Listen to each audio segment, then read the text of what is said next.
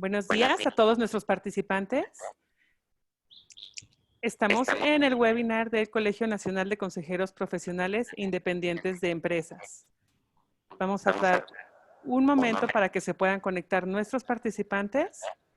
Por lo pronto quisiera hacer una pequeña prueba de audio para nuestros participantes que ya están conectados. Si levantando la mano o escribiendo en el chat me pueden confirmar que escuchan de manera adecuada el webinar. Muy bien, muy amables. Muchas gracias a nuestros participantes.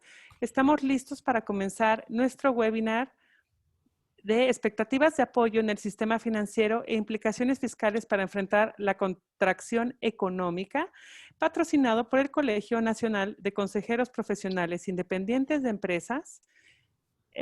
Quiero presentar a ustedes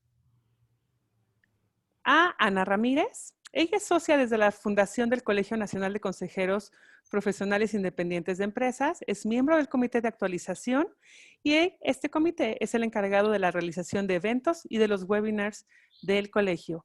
Ana, muchas gracias y bienvenida. Gracias por estar aquí y gracias a nuestros participantes por sus conexiones. Buenas tardes a todos. Bienvenidos al segundo webinar organizado por el Colegio Nacional de Consejeros Profesionales Independientes de Empresas AC. Gracias por acompañarnos. A lo largo de la presentación, todos los participantes podrán hacernos llegar sus preguntas a través de la opción de preguntas y respuestas que tienen en el menú de Zoom, mismo que trataremos de responder en su totalidad. Les haremos llegar vía correo electrónico las respuestas a las que el tiempo no nos permita contestar. Me permito platicarles brevemente sobre el colegio. Somos una organización oficialmente constituida, presidida por Alfredo López Mestre, enfocada al sano crecimiento de las organizaciones en nuestro país, cuya misión es la de profesionalizar al consejero independiente y fortalecer el gobierno corporativo en las organizaciones, para crear valor sustentable en la sociedad, haciendo sinergias con otras asociaciones, colegios y cámaras, tanto en México como en otros países, poniendo a su alcance valores socialmente estratégicos. Entre los consejeros asociados encontramos el talento que aporta una vasta experiencia para un buen consejo y con una amplia red de contactos y relaciones. A continuación, me permito dar la bienvenida a nuestros tres ponentes de esta tarde. El contador público José Antonio Quesada Palacios es el actual vicepresidente de Política Regulatoria de la Comisión Nacional Bancaria y de Valores. Es licenciado en Contaduría por la Universidad Iberoamericana con maestría en Administración por el ITAM y con maestría en Contaduría por el ITAM y la Florida International University. Cuenta con la certificación como contador público por el Colegio de Contadores Públicos de México y actualmente se encuentra en el programa de doctorado en Ciencias Financieras en el EGADE Business School del Tecnológico Monterrey. Anteriormente colaboró como director del EGADE Business School del TEC de Monterrey en su campus Santa Fe y con PricewaterhouseCoopers en el área de servicios financieros. También fue presidente del IMEF en el año 2012 y ha participado en proyectos de colocación de empresas extranjeras en el mercado de capitales en los Estados Unidos. También es asociado de nuestro colegio. Nuestro segundo ponente, el licenciado Humberto Aguaxin Ortega, director general adjunto de Prospectiva Contable de la Comisión Nacional Bancaria y de Valores. Es licenciado en Contaduría y Finanzas en la Universidad de las Américas de Puebla, maestro en Contaduría en el Instituto Tecnológico Autónomo de México y por la Florida International University, maestro en Contribuciones en la Benemérita Universidad Autónoma de Puebla. Trabajó en PricewaterhouseCoopers como gerente de auditoría. Fue socio de auditoría en la firma Russell Bedford y fue director financiero de los Laboratorios Clínicos de Puebla. Ha sido maestro en licenciatura y maestría en el ITAM, en la Universidad de las Américas, en la Universidad Iberoamericana, en la Universidad de Cuenca en Ecuador, en la Anáhuac, en la Benemérita Universidad Anáhuac de Puebla y en la Universidad Popular Autónoma del Estado de Puebla, en materias de análisis de fraude, gobierno corporativo, normas de información financiera nacionales e internacionales y normas de auditoría. Es miembro del Consejo Técnico Consultivo del Consejo Mexicano de Normas de Información Financiera, CINIF. Nuestro tercer ponente es el licenciado en Contaduría Arturo Carvajal Trillo, socio director y fundador de Mata Asesores. Cuenta con una trayectoria en materia fiscal de 20 años, prestando sus servicios tanto a compañías nacionales como internacionales. A lo largo de su carrera profesional ha tenido el cargo de socio en Castillo Miranda y Compañía, Calderón González y Carvajal, Mancera y Deloitte. Es expositor frecuente en diversos foros académicos y profesionales en materia fiscal. Y el licenciado Carvajal es reconocido por escribir sobre temas fiscales en diversos periódicos, boletines y revistas. Fue parte del Consejo Ejecutivo Nacional del Instituto Mexicano de Ejecutivos de Finanzas, presidente del Grupo de Ciudad de México del mismo instituto por los años 2017 y 18. Asimismo, es miembro activo de International Fiscal Association y académico activo de la Academia de Estudios Fiscales. Licenciado en Contaduría por la Universidad La Salle, en el ITAM y en la Universidad de Harvard hizo estudios en la especialidad de Impuestos Internacionales y tiene maestría en Finanzas Internacionales por la Universidad Panamericana y en Wharton School de la Universidad de Pensilvania. Los dejo con ustedes, Antonio Quesada. Adelante. Muchas gracias, Ana. Un gusto estar con el colegio esta mañana, esta tarde ya, y tener la oportunidad de expresarles algunos comentarios que pues van a ser acompasados por las impresiones de mis colegas Arturo Carvajal y Humberto Waxin en los siguientes minutos. A mí me toca empezar pues con la parte financiera, en el sentido básicamente puro del financiamiento, en específico del financiamiento. Y en este sentido, yo quisiera comentarles que pues se han estado escuchando una serie de apoyos que se han estado lanzando al mercado por parte de distintos intermediarios y distintas autoridades, y voy a hacer un recuento rápidamente de ellos.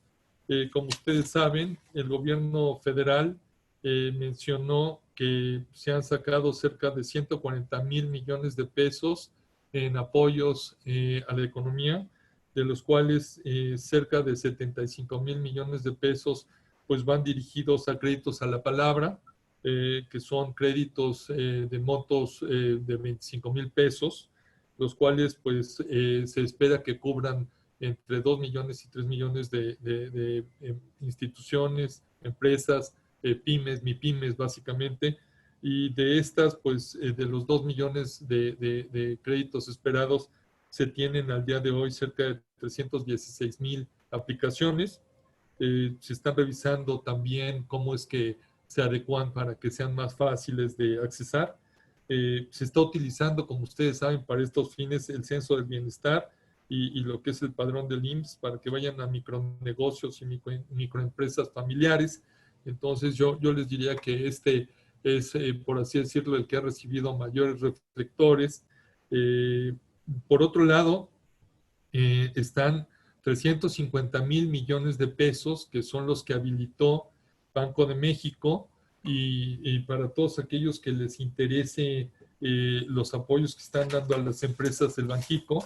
El día de ayer precisamente salió una circular, la del 13 de mayo de 2020, que habla de las reglas aplicables al ejercicio de financiamiento para las condiciones necesarias de liquidez por parte del COVID, y ahí explica el detalle de cómo es que estas se van a estar instrumentando y canalizando y dispersando a través de la banca.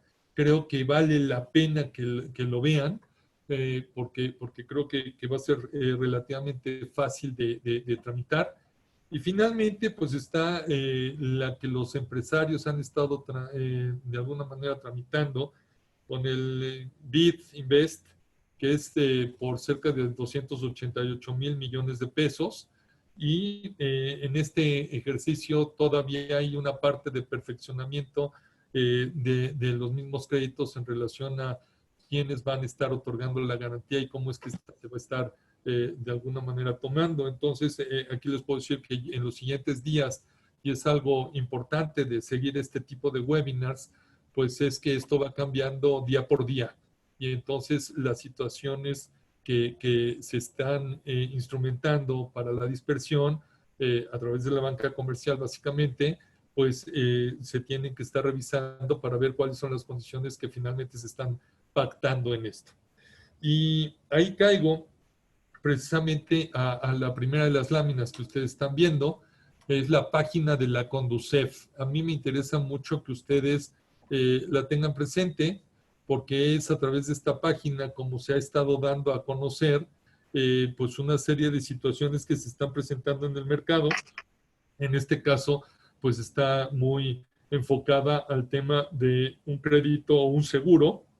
Pues la página de la Conducef te presenta cuáles son las distintas condiciones que los bancos y las aseguradoras están instrumentando para sus clientes. Entonces, como verán en la siguiente lámina, pues en las instituciones de seguros tenemos una serie de apoyos y ahí se listan cuáles son las instituciones. No espero que lo lean, no es una prueba de vista, esto es más bien para que ustedes puedan saber cómo aparecen todos los jugadores y luego viene el tema de las coberturas que están manejando y cuáles son las observaciones que la Conducef hace en cada caso. Algo que se me hace muy interesante saber es que en la mayoría de las pólizas pues se está otorgando un diferimiento para el pago de la póliza y para que no se quede desprotegido el asegurado y de esta manera siga teniendo los beneficios de la misma. Entonces esa extensión que está dándose es precisamente para cubrirla, pero sin quedar desprotegido. Al mismo tiempo, es muy importante revisar las coberturas porque a menos que esté excluido el tema de pandemias, COVID-19 debiera de estar cubierto por las pólizas que de alguna manera especifican este tema como un mal de salud, como un problema de salud, y las compañías aseguradoras debieran de estarlo garantizando, debieran de estarlo cubriendo. Entonces, hay muchas preguntas en relación a de que si los seguros cubren el COVID-19, a menos que en específico excluya el tema de pandemias, debiera de estar incluido con lo que pues, esto representa para términos de lo que va a ser la parte de cobertura de salud si tuviéramos que tener un tema de gastos médicos por esta situación que espero no. Al mismo tiempo, ya entrando al tema de la banca, en la siguiente página, ustedes van a comenzar a ver una serie de temas que también van por institución en relación a los programas de apoyo que se conocen como los criterios contables especiales, que salieron emitidos en el mes de marzo y posteriormente tuvieron un alcance en el mes de abril y que corresponden a extensiones que la banca está otorgando a sus clientes. La Comisión Nacional Bancaria permitió que las instituciones de crédito en principio y después las OFIPOS y las OCAPs y todas las demás instituciones que tienen también como función el otorgar servicios a su clientela, pues el que pudieran tener un periodo de gracia y una prórroga que no necesariamente porque el deudor se apegue a ella, pues le represente un tema de cartera vencida o de reporte al buró. Entonces, les comento esto porque pues ahí está la lista de las instituciones y en el esquema específico de tarjeta de crédito hay toda una situación muy interesante en relación a que mucha gente piensa que el tema de que te den el beneficio de 4 meses de no estar pagando ya sea el principal o los intereses para que tú puedas tener la posición de liquidez que te solvente en caso de que esto pues lo amerite para tu negocio, tu posición familiar, pues de alguna manera no te lleve a un reporte al buró por no pago. Habría que manifestarle a la institución de crédito la necesidad de adherirse a este programa y lo interesante de la página de la Conducef es que ustedes se van a dar cuenta que no necesariamente todos los bancos lo tratan igual. La comisión dio esta facilidad regulatoria, pero hay matices en la manera como los bancos lo están haciendo y hay matices en la manera como los bancos están apoyando a los deudores. Entonces es muy interesante ver esos matices porque tiene variaciones importantes. Y me permito dar un ejemplo. En algunos casos, dijeron algunos bancos, bueno, si vamos a tener este periodo de 4 meses que no estaremos cobrando la parte de los intereses, de alguna manera sí voy a poder hacer el diferimiento, pero no necesariamente va a quedar exento. Es decir, no necesariamente no les voy a cobrar intereses. Entonces, la discusión fue que no se capitalizaran los intereses. Es decir, de alguna manera el que no se pague en un ejercicio normal te lleva a que esté capitalizándose de mes a mes el monto que se va adhiriendo de los intereses no pagados o no cubiertos. Entonces, no se estarán capitalizando los intereses, no se estará cayendo en intereses moratorios. Sin embargo, sí se estará cobrando el valor del dinero en el tiempo. Y el monto de la tasa del valor del dinero en el tiempo, pues es algo que cambia de institución a institución. Estos criterios contables especiales se otorgaron precisamente para apoyo en temas de tarjeta de crédito. Si pasamos a la siguiente, también esto pues se incluye para los créditos hipotecarios. También está en el tema de la siguiente, en el tema de créditos personales o de nómina, en el tema de créditos automotrices. Y ahí me detengo porque no solo es importante conocer que estos créditos de alguna manera tienen el beneficio, como les decía, solamente en instituciones de crédito. El IMSS también se adhirió a estos criterios contables especiales y está devolviendo cuotas obrero patronales precisamente para apoyar a los asociados, y el Infonavit hizo lo propio.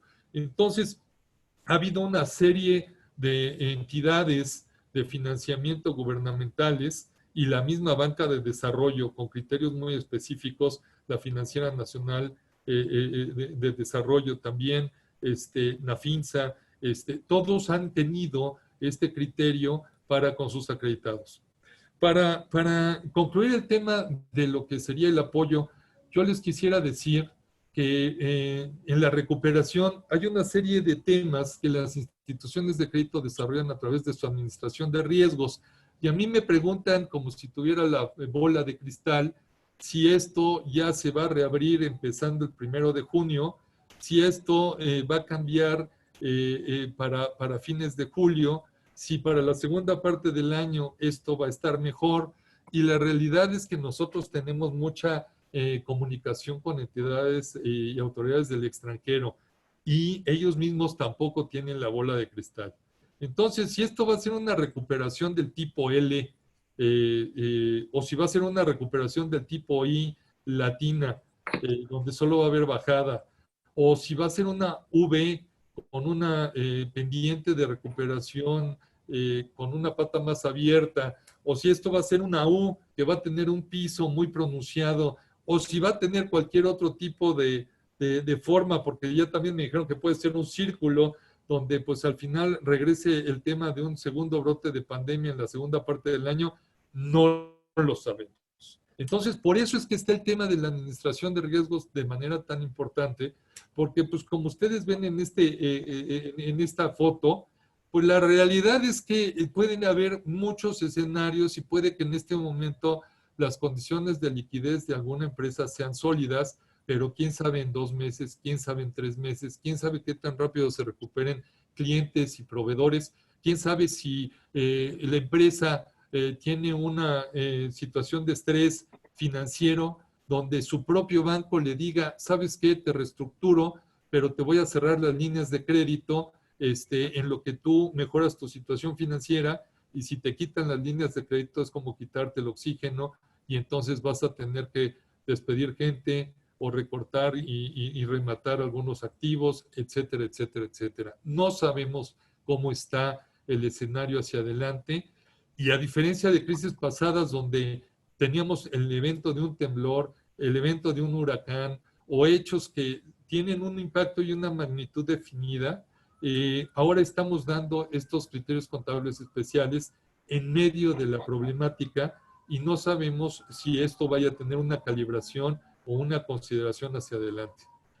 Yo voy a cederle el micrófono al señor Aguaxin, precisamente porque hay una parte que es muy interesante que corresponde al mercado de valores. Y la última de los criterios contables especiales o de las flexibilizaciones que otorgamos, pues fue precisamente una que tiene que ver con el plazo de 45 días de extensión a las empresas públicas que están en bolsa para que puedan fallar sus estados financieros hasta el mes de julio. Creo que el 3 es el día que vencen los 45 días.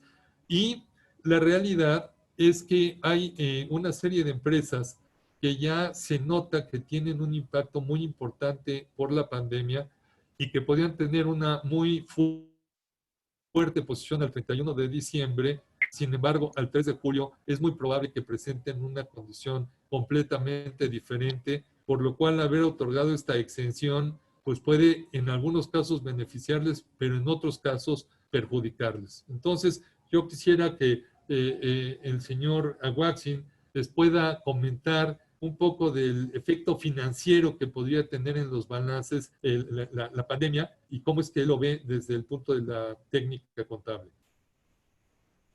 Adelante. Muchas gracias, Toño. Muchas gracias. Muy buenas tardes a todos. Gracias por la invitación. No sé si me están escuchando. ¿Sí me escuchan? Espero que... perfecto. Pues antes que nada, muchas gracias por la invitación. Agradezco muchísimo el poder estar aquí con usted el día de hoy para platicar respecto de estos temas que son pues muy apremiantes, y la verdad de las cosas es que ahorita todas las empresas, muchas de ellas, algunas en un grado superior, quizás otras en un grado inferior, pues están sufriendo los efectos de lo que es la disminución o el freno de una economía. En este momento, pues obviamente eso va a tener o tiene un impacto en las cifras, va a tener un impacto en cifras financieras. Lamentablemente, muchos de esos impactos no van a ser de manera benéfica, sino que el efecto que va a tener dentro de los Estados Unidos va a ser, pues, lamentablemente, de impactos negativos.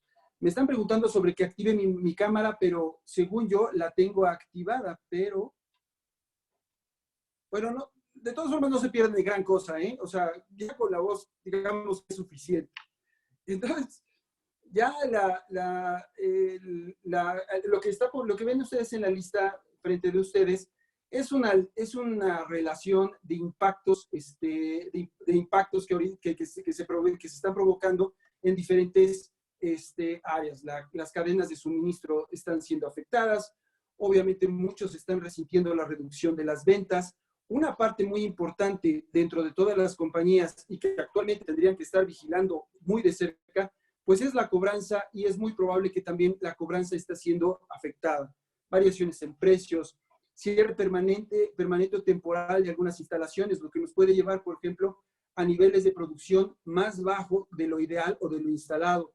Reducción en disponibilidad de personal, o sea, dejar ir a las personas, y esas personas son capital humano, conocimiento acumulado, que perderlo es un costo muy importante en curvas de aprendizaje. Aplazamiento, cancelación de inversión. Quien lo haya agarrado ahorita comprando acciones en alguna empresa, bueno, pues eso tiene un efecto importante, ya sea en el sentido de seguir adelante con la inversión, reevaluar si sigo adelante con la inversión, simplemente pararla. Dificultades para obtener financiamiento o problemas como, por ejemplo, la reducción en el turismo. Todo eso, en un aspecto de los impactos a los estados financieros, pues la primera preocupación que vamos a tener es la de si estos impactos que tengan que ver con reducción de ventas, por lo tanto, o reducción de cobranza y no tener capital para poder seguir operando, puede llevar a la empresa a estar ante un problema de lo que vamos a conocer técnicamente como negocio en marcha. O sea, que existan dudas respecto de que la compañía pueda seguir en operación en un futuro cercano. Los problemas de negocio en marcha, pues obviamente tendría que llevarnos a, por ejemplo, que los activos queden valuados a sus valores de realización o de plano a sus valores de liquidación. En cuanto a las normas contables que actualmente tenemos, o sea, vamos a hablar en dos términos. Si estamos hablando de empresas que están cotizando en bolsa, pues ellos tienen que seguir la normatividad que imita el IASB, o sea, normas internacionales de información financiera. Otras empresas utilizarán, que no están, por ejemplo, que no están en bolsa, estarán utilizando a lo mejor principios contables americanos, o en su gran mayoría estarían utilizando normas de información financiera mexicanas. Lo que les quiero decir es que las normas contables, justamente como las tenemos ahorita, ya prevén todas las posibles repercusiones contables y de información financiera que puedan generarse. Ya están todas las normas, desde el marco conceptual hasta cada una de las reglas particulares, contemplan asuntos, bueno, no contemplan la existencia de una pandemia como tal, pero sí de una afectación a la forma en que viene operando un negocio que le haga dudar respecto, por ejemplo, de la recuperación de la inversión que tiene en activos financieros o activos de largo plazo. Ya está ahí. Lo que sucede es que en este momento tendría, o sea, los posibles impactos en los diferentes renglones que componen la hoja de balance, pues son variados y son muchos, o potencialmente pueden ser muchos. Hoy es el momento en el que se tendrían que estar sentando con el departamento, con la Contraloría y el Departamento de Finanzas para ver cuáles podrían ser esos impactos. Y si podemos pasar a la siguiente página, podemos platicar un poco respecto de ellos. Y entonces, ¿qué áreas afectadas vamos a tener? Bueno, por ejemplo, podremos, en cuanto a instrumentos financieros, pues podríamos tener que algunos de esos instrumentos estuvieran ya francamente perdiendo valor. Actualmente, con las normas como las tenemos actualmente, pues existen 3 escenarios de posible recuperabilidad, el escenario numerados 1, 2 y 3. El 1 es el más bajo de todos, pero en este momento, derivado de que a lo mejor algunos de nuestros clientes o los lugares donde tengamos inversiones pudieran estar perdiendo valor, pues aquellas inversiones que teníamos valuadas en 1 pudieran estar dando un brinco a 2 o 3, y eso tendría que llevarnos al registro de provisiones. La evaluación de inventarios. Si actualmente o sea, hay que revisar, porque si algunas de las plantas empiezan a disminuir su actividad, los costos fijos o los costos de fabricación de esas plantas, pues no, tendría que estarse vigilando muy de cerca esa disminución en la producción, porque esos costos fijos no necesariamente tendrían que estar dentro del valor del inventario. Esos costos fijos quizás tendrían que estar dentro del estado de resultados, porque de otra manera tendríamos un inventario sobrevaluado que no recuperaríamos al valor que está reflejado dentro del balance general. Luego, evaluación de activos de larga duración.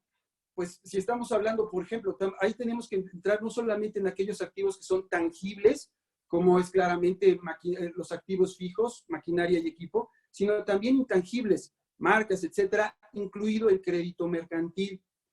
En este momento, derivado de que se esté deteniendo la economía y que no pueda yo estar generando venta y que potencialmente algunos inclusive de mis clientes pudieran no sobrevivir, pues, o pudieran bajar su actividad de manera importante, pues lo que va a resultar es que muchos de esos activos van a ser sujetos de un deterioro. Quizás la medida que los métodos de depreciación que tenemos en este momento, pues no sean los adecuados, porque a lo mejor el método de depreciación que tengo es el de línea recta, pero eso está asumiendo una producción o una operación más o menos estable. Pero si esta operación empieza a decrecer, pues a lo mejor tendríamos que evaluar otros métodos de depreciación. Las normas contables nos dicen que la capitalización del resultado integral de financiamiento, o sea, por ejemplo, los intereses en los que estoy incurriendo por el crédito que obtuve para comprar, por ejemplo, una máquina, esos intereses son capitalizables al valor del activo. Pero pero cuando se interrumpe la construcción o la instalación de algún activo, tiene que suspenderse la capitalización del resultado integral de financiamiento. En este caso, tendría que, por motivo de lo que estamos observando, aquellos activos que quizás están en construcción o en proceso de instalación, tendríamos que a lo mejor suspender la capitalización. Los contratos de arrendamiento con las nuevas reglas que tenemos, pues si lo que vamos a tener es, por ejemplo, alguien logra negociar que se le perdone algún plazo de arrendamiento, 1, 2 o 3 meses, obviamente eso lo que va a generar es que el flujo que se tenía esperado para el pago de esos arrendamientos en el futuro disminuya y tendríamos que estar reconociendo una ganancia por esa disminución. Ahora, lo que puede pasar es simplemente, lo que me dicen es, no me pagues 3 meses, no me pagues 2 o 3 meses, y esos 2 o 3 meses te los cobraré en rentas posteriores. Bueno, en ese caso no existe tal utilidad y en todo caso lo que tendría que hacerse es volver a evaluar los flujos de efectivo futuros para hacer la afectación no solamente en el pasivo, sino también en el activo por derecho de uso. En este caso, si a lo mejor son 3 meses, pues a lo mejor el impacto del valor presente de esos flujos no es mucho, no es tanto, pero son cosas que se tienen que estar platicando.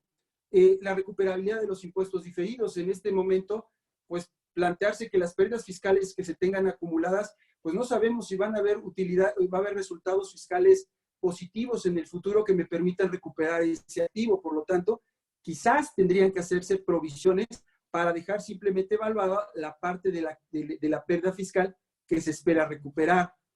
Determinación del valor razonable. En este valor razonable, básicamente, una de las formas en las que los vamos a estar determinando es a través de el valor presente de flujos de efectivo futuros. Bueno, en este momento, la verdad de las cosas, como bien decía Toño hace un momento, pues no es como a lo mejor un terremoto o cualquier catástrofe que ya superamos, que en este momento estamos en periodo de recuperación, que estamos evaluando y luego entrando en un periodo de recuperación, que nos permita, por ejemplo, ver cuáles son los escenarios futuros que se nos podrían presentar.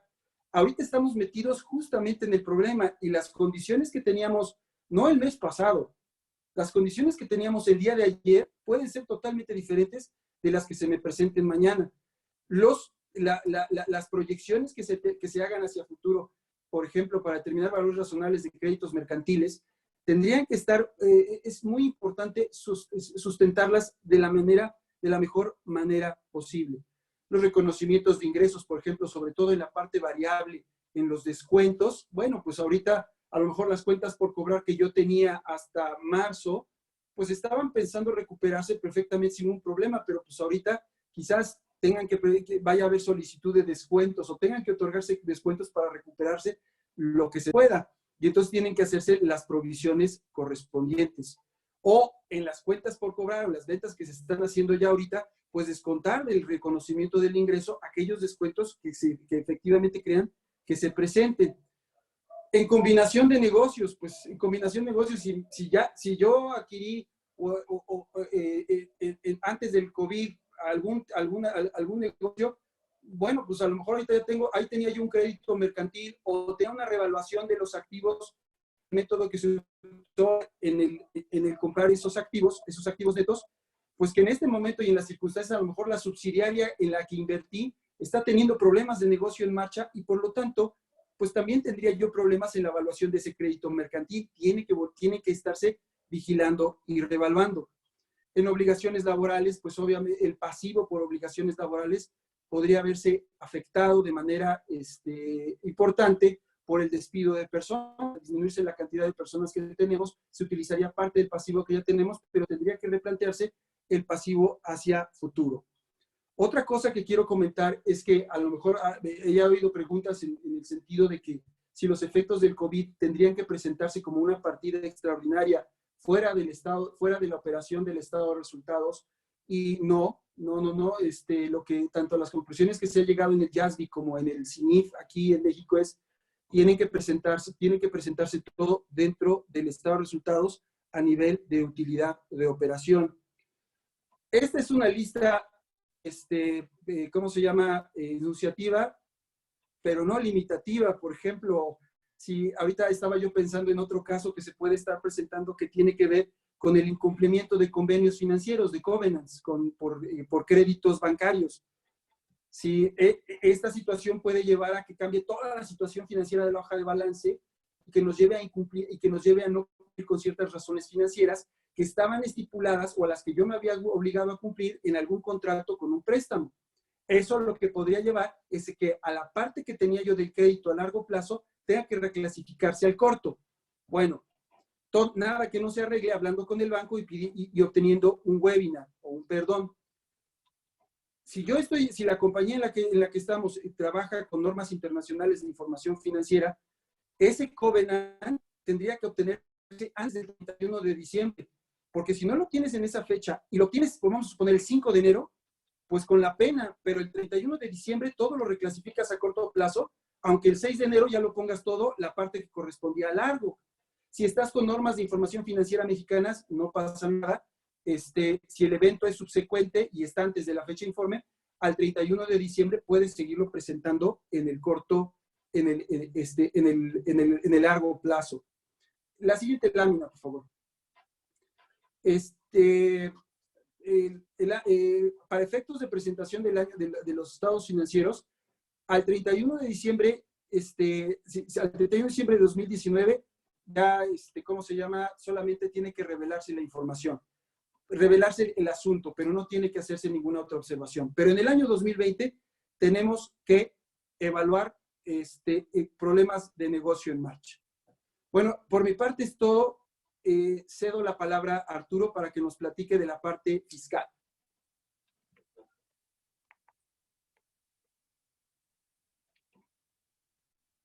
Buenas tardes. Arturo. Es un gusto estar con ustedes. Le quiero agradecer al colegio su invitación el día de hoy a compartir con ustedes algunos temas en materia tributaria que, asociado a los temas que ya comentaron previamente tanto José Antonio Quesada como Humberto Aguatzin, tienen una afectación también desde el punto de vista tributario y evidentemente esto desde el punto de vista de la gestión de negocios hará que estemos más pendientes de algunos temas que podrían tener una afectación tanto del lado del ingreso como del lado de las deducciones y que consideramos que vinculado con el COVID pueden tener este tipo de afectación. Quisiera iniciar mi plática solamente señalando que venimos de un momento muy difícil desde el punto de vista financiero y económico al cierre del 2019. Como ustedes saben, no tuvimos crecimiento económico el año pasado y además esto se agravó con la entrada en vigor de una reforma fiscal que fue sumamente agresiva, no tanto en materia de generación de nuevos impuestos, pero sí de obligaciones en materia tributaria. No es la intención de esta plática señalar todos estos elementos de la reforma fiscal porque fue ciertamente amplia. Sin embargo, solamente señalaré algunos, que es básicamente la incorporación de algunas acciones BEPS a nuestra legislación tributaria. Recuerden que BEPS es una iniciativa de la OCDE para efectos de limitar la transferencia de utilidades a distintos países con tasas preferenciales. Y bueno, dentro de ello está justamente la limitación a la deducción de intereses, está la limitación a la deducción de pagos al extranjero. Hay ahora una serie de esquemas reportables que se tienen que dar desde el punto de vista tanto del contribuyente como del asesor tributario y una regla general antiabuso. Esos son, en términos generales, algunos de los esquemas en los que hoy vivimos y derivado de esta pandemia, como ustedes saben también, no hemos tenido ningún beneficio por parte del gobierno en donde haya reconocido esta situación particular y por lo tanto haya modificado en algún sentido la iniciativa, que ya no es iniciativa, que ya es reforma como tal, en materia tributaria. También incorporaron dentro de esas reformas un ámbito penal muy fuerte, que era un ataque, que es un ataque frontal a los factureros y, como ya señalaba yo, no hubo incremento impositivo, específicamente en impuestos. He elegido algunos temas para conversar con ustedes respecto de algunas acciones preventivas vinculadas con esta pandemia. Si quieren, por favor, la siguiente. Y básicamente ahí iniciaré el tema señalando que son temas que están vinculados con el cuidado ahora, sobre todo en materia de liquidez para las empresas. Y uno de estos temas tiene que ver con la devolución de saldos a favor, tanto impuestos sobre la renta, IVA, IEPS y algunos otros impuestos al comercio exterior. Y como ustedes saben, lo único que se planteó como una posibilidad es justamente que estos trámites se agilizaran por parte del gobierno federal. En algunos casos hemos visto que así es, sin embargo no hay algo oficial en donde esto sea obligatorio para las autoridades. Por otro lado está la posibilidad de solicitar disminuciones de pagos provisionales. Esto está contemplado en la legislación tributaria, no es un acto gracioso de la autoridad, sino que está contemplado así en nuestra legislación tributaria. Y esto nos permite que sea a partir del primer mes de la segunda mitad del ejercicio, esto quiere decir en julio. Por lo tanto, podríamos tener este beneficio por ese periodo. La siguiente lámina, por favor. También está la factibilidad de solicitar pago en parcialidades o diferido. Esto tiene que ver con contribuciones que ya se hayan causado efectivamente y básicamente con el impuesto sobre la renta. Y esta facilidad, por lo tanto, la podremos obtener hacia finales del ejercicio. Sin embargo, aquí hay que considerar con toda claridad el costo financiero que esto implica, porque no hay una facilidad que se haya otorgado, por lo menos hasta la fecha, en el sentido de que si se accede a este beneficio, no se tenga ese costo financiero que está asociado por ley naturalmente.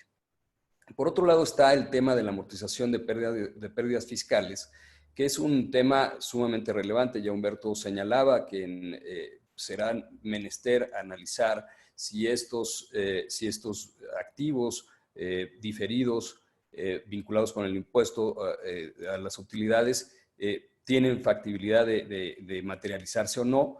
Ese es un cálculo que se tiene que hacer desde el punto de vista contable, pero desde el punto de vista fiscal tendremos que analizar y tener un adecuado control respecto de estas pérdidas, porque como ustedes saben, hay un periodo perentorio para poderlas aplicar de 10 ejercicios. Y si esto no se logra, entonces perdemos esa pérdida. Por otro lado está el tema de la disminución de la participación de los trabajadores en las utilidades de la empresa, en el sentido de que esto es factible de poderse deducir de los pagos provisionales una vez sea pagada esta obligación, que como ustedes saben es en este mes.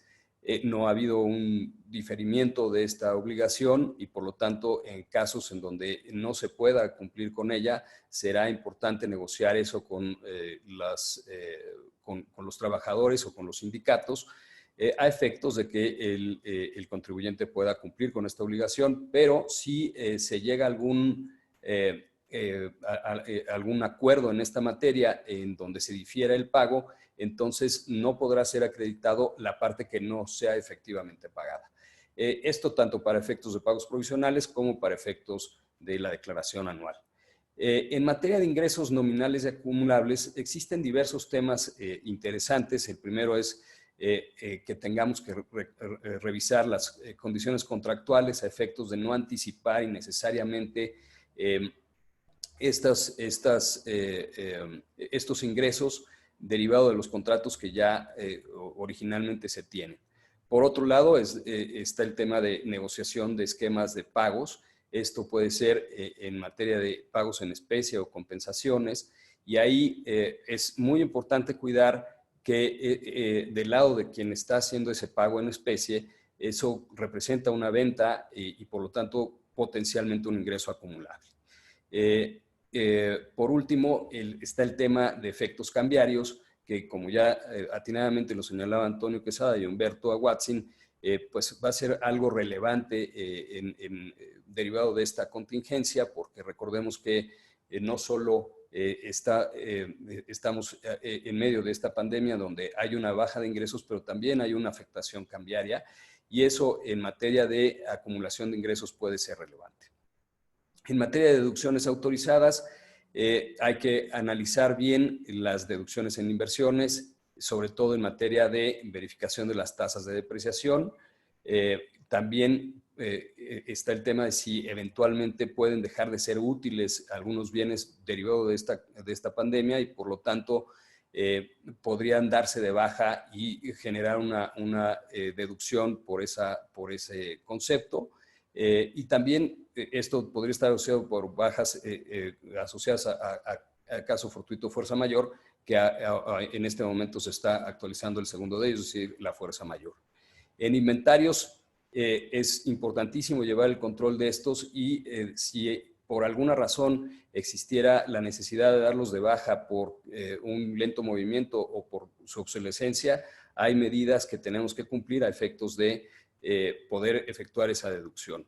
En materia de previsión social, es importante tener en consideración que si se disminuye esta por razones ya sean naturales, en el sentido de bajar las propias prestaciones o porque eventualmente se redujo la planta productiva, esto puede llevarnos a una deducción del 47% de esa previsión social para el ejercicio siguiente, en el 2021, lo cual tendría una afectación en hacer más caras estas prestaciones de previsión social.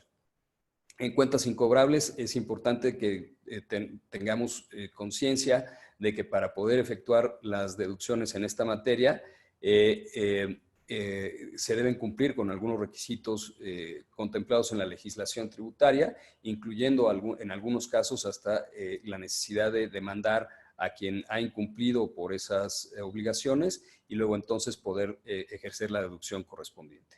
En materia de intereses moratorios, es importante tener en consideración que los primeros 3 meses de estos intereses se acumulan o se deducen conforme a lo devengado, pero una vez pasado ese primer trimestre, a partir del 4º mes, se deducen únicamente bajo el esquema de efectivo, ¿no?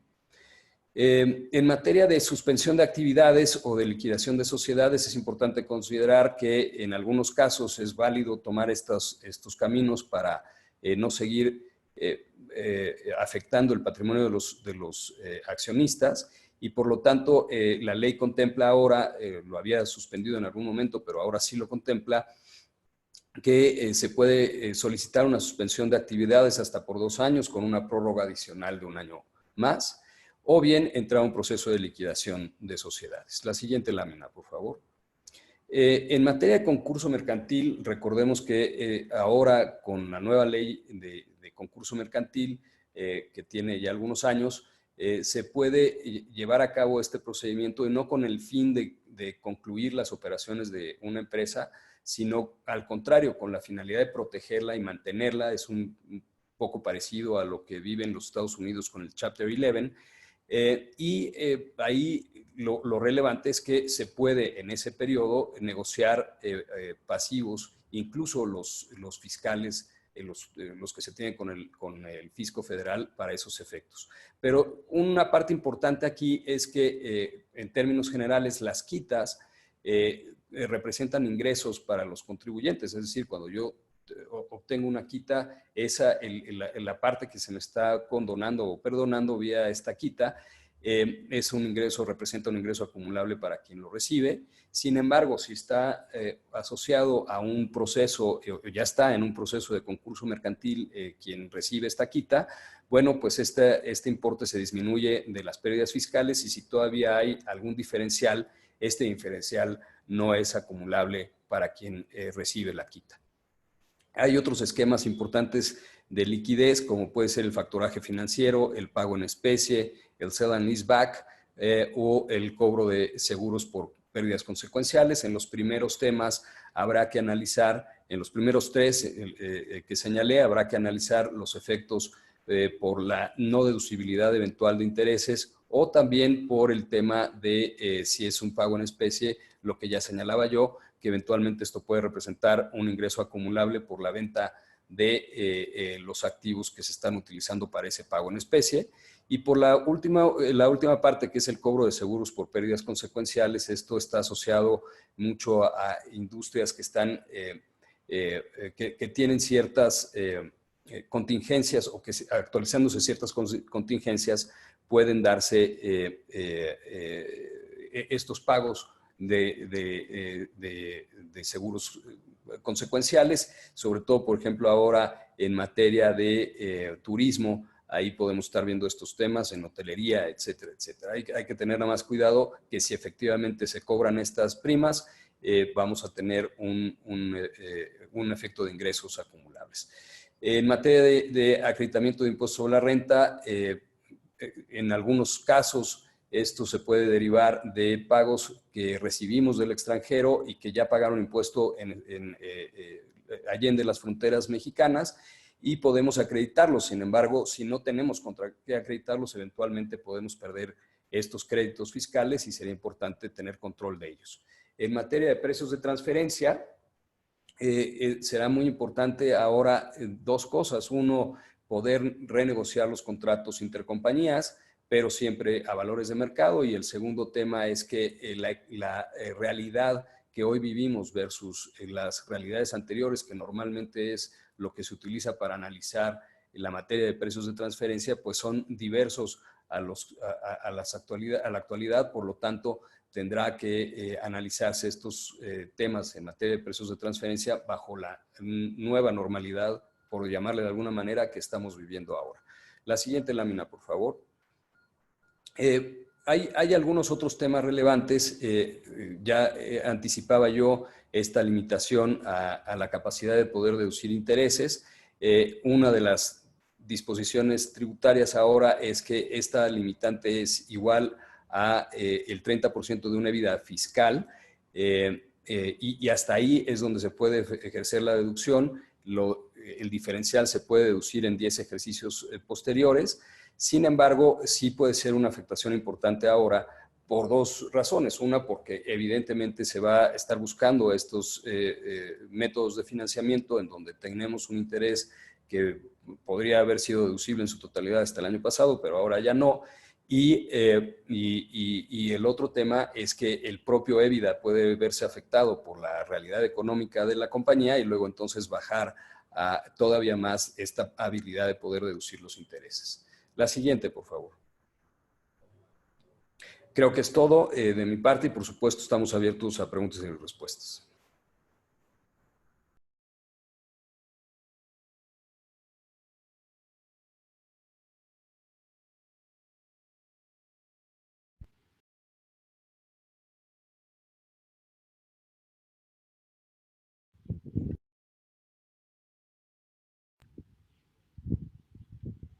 Gracias a los tres.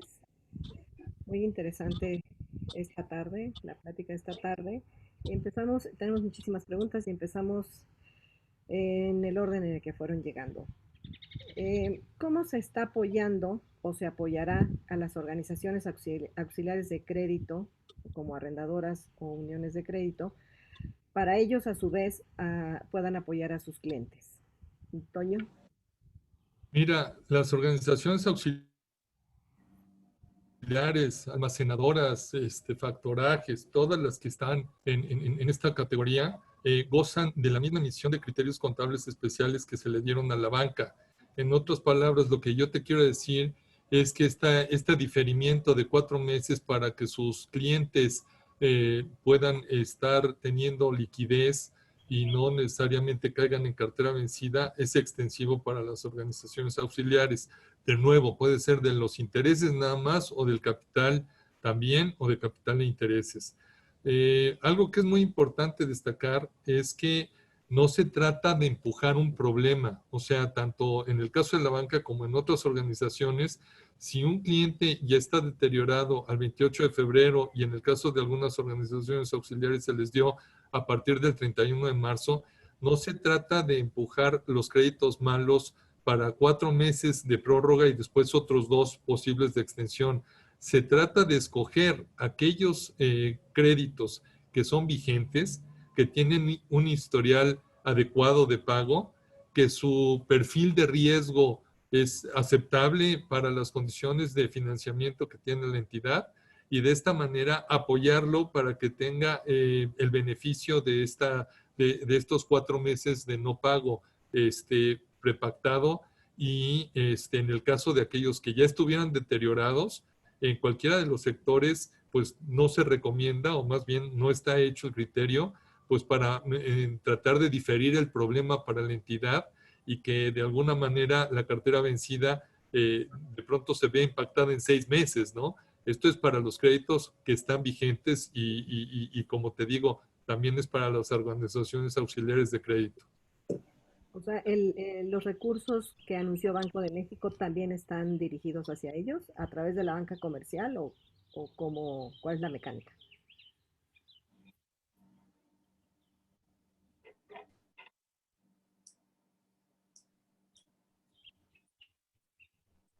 ¿Me escuchan? Creo que tenemos, perdimos a Antonio, Humberto o Arturo. Y Ana, si nos ayudas con la siguiente pregunta, por favor.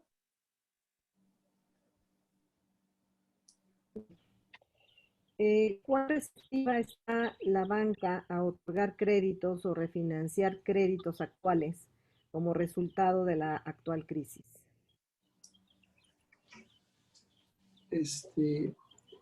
Todavía no se conecta Toño, ¿verdad? No.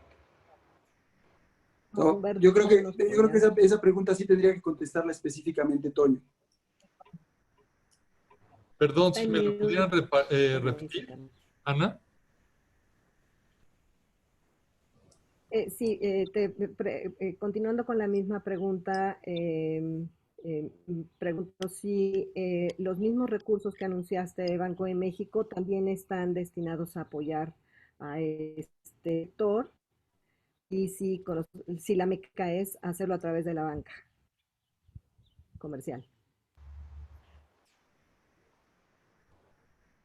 Perdón, parece que mi conexión no es muy buena o algún tema, no te puedo escuchar la pregunta, discúlpame.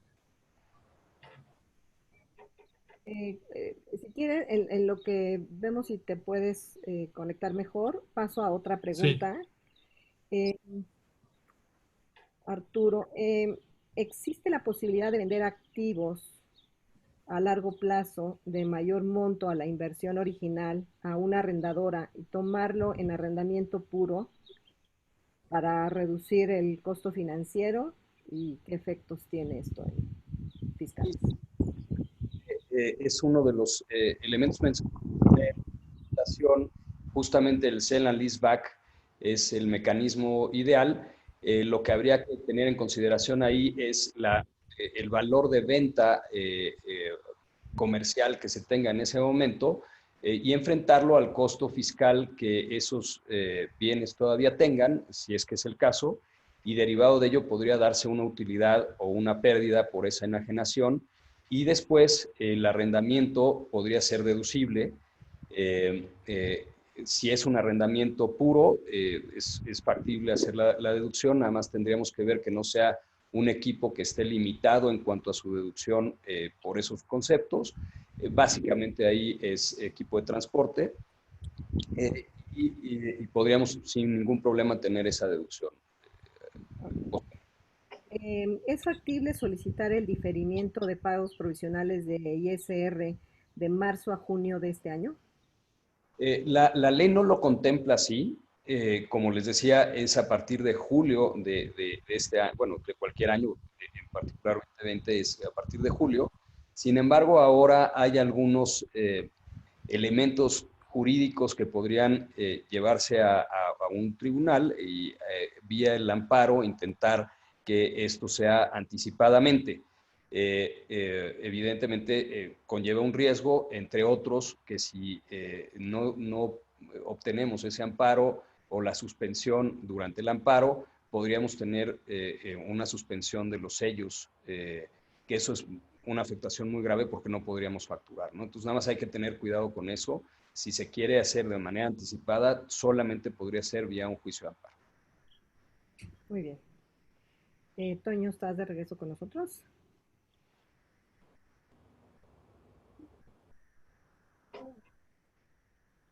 No.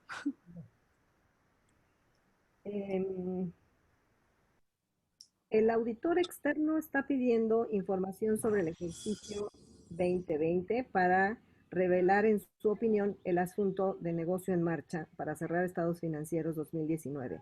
¿Eso es correcto? Sí, sí es correcto. O sea, por ejemplo, si el auditor ahorita, por ejemplo, Toño lo mencionaba al principio, si el auditor no ha emitido el informe, digo, la idea es, al 31 de diciembre de 2019, el asunto del COVID no era algo que podríamos considerar como algo a evaluar como negocio en marcha en esa fecha. Se considera como un asunto del 2020. En los estados financieros del 2019 solo tendría que revelarse el asunto del COVID y cuál podría ser el impacto.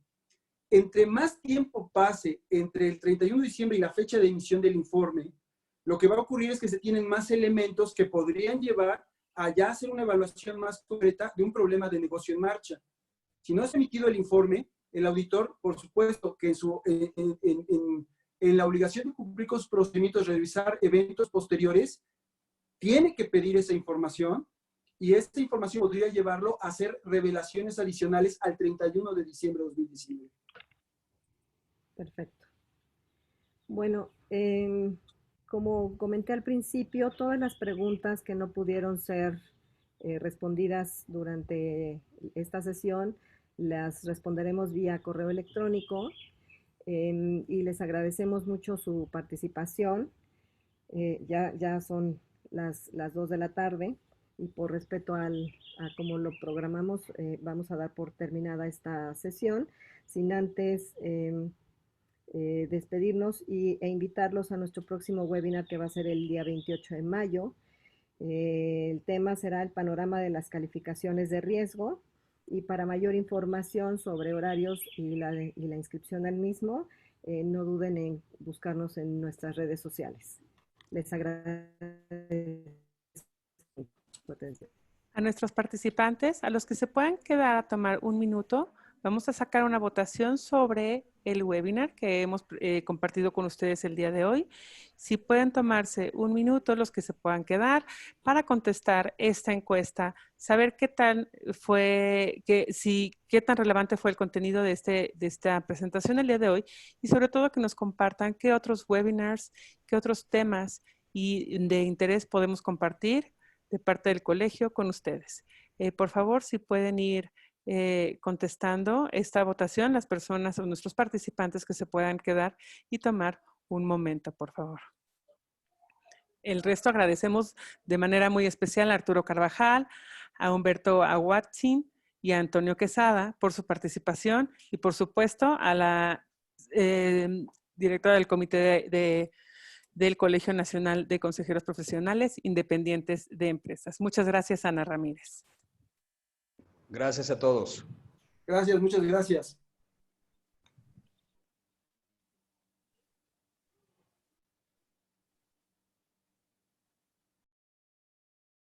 Gracias a nuestros participantes, hemos concluido el webinar del Colegio Nacional de Consejeros Profesionales Independientes de Empresas. Solo estamos tomando un par de minutos para nuestros participantes que se pueden quedar a contestar una votación sobre los temas que se vieron el día de hoy en la encuesta. Dejaremos la encuesta un minuto más para las personas que aún están participando y sobre todo que nos puedan compartir qué otros temas de interés y quisieran que pudiéramos estar compartiendo como parte del Colegio Nacional de Consejeros Profesionales Independientes de Empresas.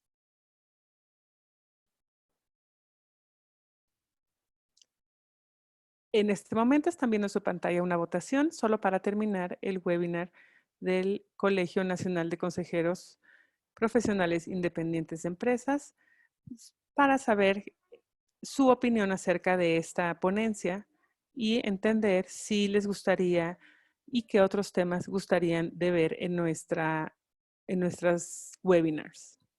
Les recordamos que habrá otro webinar el 28 de mayo y este podrá ser estará anunciado en nuestras redes sociales, en LinkedIn y también tenemos un canal de YouTube por el cual nos pueden estar siguiendo. En este momento cierro la votación. Agradezco mucho a los participantes que se tomaron el tiempo para cerrar la votación y con esto concluimos el webinar. Muchas gracias a los participantes. Hasta luego.